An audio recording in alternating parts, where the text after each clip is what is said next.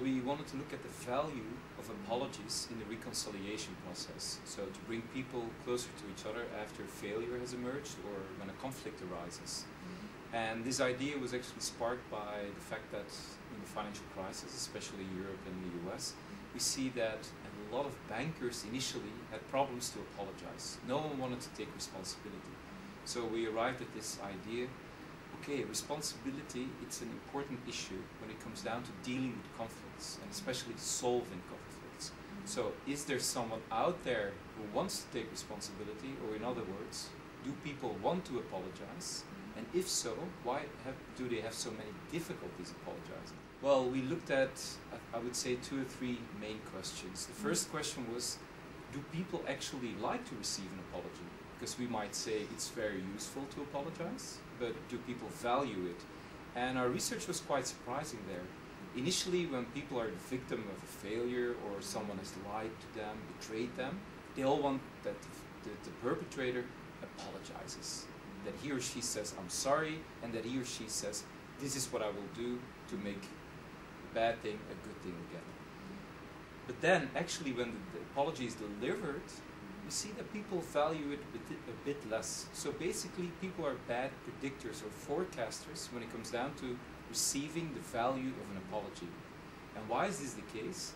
We can easily imagine, oh, you've done bad to me, of course you need to apologize. But when the apology arrives, suddenly people notice the world still goes on, life still goes on, and basically the sorry thing, it's a good thing because he or she accepts responsibility, but not much has changed.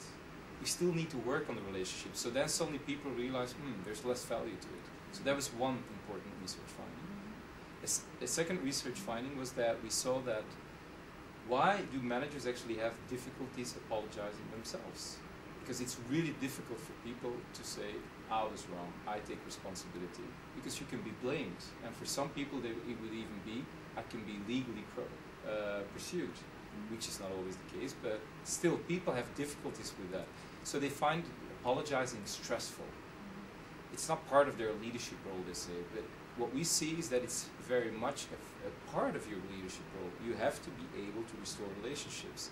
So what we saw there was when people have to imagine, managers have to imagine, okay, I apologize, they say I would feel very stressful. And then we compared it to a condition where managers actually apologize for real. And it turned out that they actually experienced less stress than when they were imagining to apologize. So we have 2 interesting findings here. Managers overestimate the stress that brings apologies with it. And at the same time, victims, they overestimate the real value of apologies. So we seem to have a misfit there.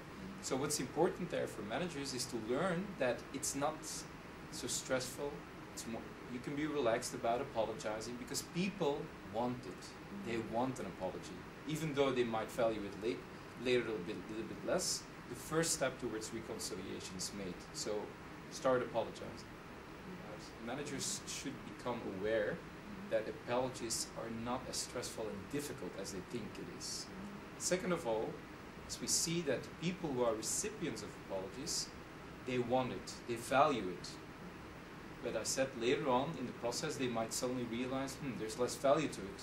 And then a manager needs to realize you also need to work on it, on the reconciliation process. So it's not only apologizing, but apologizing is the first step. It's a minimal requirement. You can't skip that phase. But the good news is, it is easier to apologize than people think. But then you have to work hard in the relationship. And people will then value you. So if you do it well, if you can manage it well, and we know how, then you can actually gain a better reputation after failure. A lot of people don't believe that they can get a better reputation after they failed. Well, if you manage it well, you can do that because you can add something extra to your reputation. Well, that you're a moral person caring about others.